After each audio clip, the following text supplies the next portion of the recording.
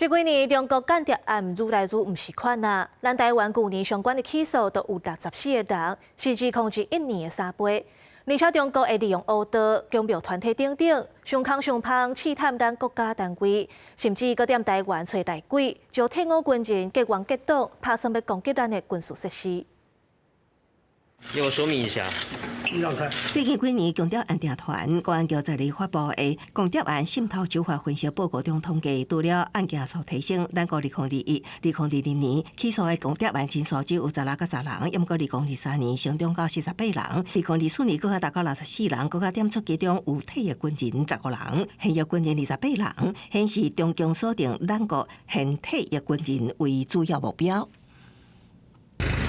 警方去年10月查获，这名有帮派背景，伫新北市芦洲做公庙公主的姓李女子，涉嫌替中共情报单位吸收咱国军。公安局分析，中共利用黑道、大学之争、暗号公司、公庙团体、民间社团等五大管道，透过由退役求现役、网络交联、金钱利诱，这部协调等4大手法，专面对咱的军事单位、政府机关、亲中组织来渗透，想要出伫国防机密资讯，甲在台发展强谍组织雷引网络，甚至介入选举。指标暗访包括利诱，也是协调现役军人所及机密，写号召中共势力书，也是假使军用直升机投降，甲透过帮派引进中国资金，支持退役军人胜利，直接对于军事设施甲外国驻台机构做阻击任务。诱因可能各有不同，可能有利益的，伪装成信仰的，可能有这种胁迫的手段的。中国它其实锁定的是以特定群体快速组织化，然后便于渗透。在战争期间